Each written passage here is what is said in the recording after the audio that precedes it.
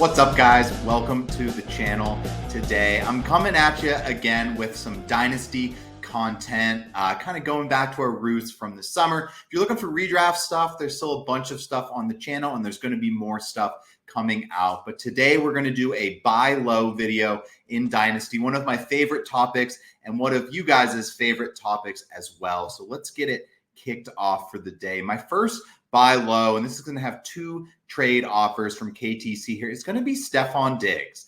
Now, he's currently wide receiver 43 on KTC, which for me is just crazy low for a guy who's going to be paired to one of the top offenses in the NFL, being the Houston Texans. Now, I understand he used to be thought of as this amazing elite weapon, and I just don't really think he's gotten that much worse compared to where he once was. Now, he's not the necessary full-gone alpha like he was in Buffalo for years with Josh Allen, but I still think he's a very good player. In watching his tape from last year, didn't really look like he lost a step. It just kind of looked like they phased him out of being the main weapon of their offense as they transitioned into going for James Cook, Josh Allen running, etc. So here I'm saying to trade Christian Watson to get Stefon Diggs.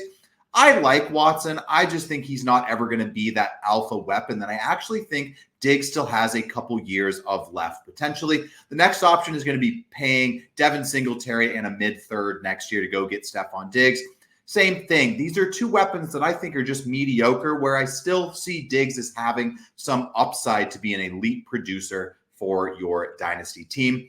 Next, this is going to be a rookie running back that I liked him in the draft. I liked him coming into the league. I liked the landing spot, and I liked what I saw in the preseason. That's going to be Ray Davis. I'm suggesting trading away Rashad Bateman, someone who I just don't think we can trust in Baltimore, for Ray Davis. I think Ray Davis may work himself into a role in that Buffalo offense. He's not going to be the starter, but he does have handcuff upside.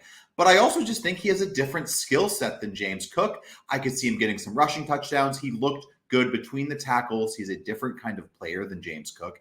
And I think you could do a lot worse than a handcuff who might see some touches as well, maybe becomes a flex-worthy guy in addition to the upside of an injury to James Cook. So I think Ray Davis, at the price he is right now, is a great buy low for your fantasy team. Next, I'm talking about Christian Kirk again, a dude I have featured in so many of my videos, and I am still just crazed that he is going for this low. KTC says it would be an overpay to send a 2 and a 3 next year to go get Christian Kirk. Yes, Brian Thomas Jr. is fun. He was a first-round pick going into that team, but Christian Kirk makes that offense run. It's so obvious when you watch the Jaguars over the last couple of years that Christian Kirk is Trevor Lawrence's guy. He's going to be a PPR monster, and he is just such a great value to be a starting wide receiver for your Dynasty team right now, and to get him at this low of a price is just absolutely crazy. So I'm sending out offers for Christian Kirk if I need wide receivers or wide receiver depth, because I think he's attainable at the price now, and he's going to produce very well for what you're paying for him. Next is going to be another running back, Austin Ekeler, going for this cheap. He's all the way down at RB 53, which, look, I get it. He had a bad end of the year last year. He let us down. He goes to Washington. He's probably going to be in a committee, but I think that committee is going to be pretty 50-50. I like Brian Robinson as well, but Eckler's kind of just fallen down dynasty boards so much that I think he's a pretty good value right now.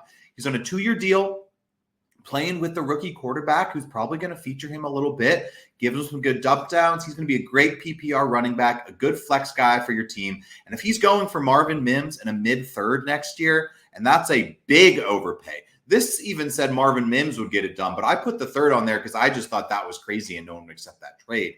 But when it comes down to it, this is a great running back depth piece to add to your team in Austin Ekeler. Next is going to be a tight end, someone that I just think is at a lower value than what he's going to be due to the injury, which happens a lot in Dynasty, right? You buy guys coming off injury because their value gets depressed while they're hurt. And then once they come back, their value usually shoots up a little bit again. TJ Hockenson down here at tight end 7. He was kind of a top 5 guy before he was hurt, so I really don't see that changing. He's still plenty young at 27. Look at some of the other elite tight ends. Kelsey Andrews up there in age, still producing. And I think TJ Hawkinson's just a very solid player. Yes, Kirk Cousins is out of Minnesota, but the scheme is going to be very similar with Darnold, eventually McCarthy next year. And TJ Hockenson is going to be a piece of that offense, even though they have other good pieces. He's a great tight end. He's a great fit. He doesn't leave the field. And I could talk about how good TJ Hockenson is, but the fact that you can get him for his counterpart in Jordan Addison, who I just don't see as elite as TJ Hockenson at his given position. I like Addison a lot as well, but I don't think he has the elite upside to be a difference maker at the wide receiver position, where I think someone like TJ Hockenson can be a difference maker for your dynasty team once he comes back into the lineup. So thank you guys for tuning in. If you haven't been to the channel before, please hit subscribe, like the video. Both of those things really help a bunch. If you made it this far into the video, shoot me a comment. Tell me what you liked. Tell me what you want to hear. But thank you guys for tuning in. Check out the other channels on the video, and I will catch you guys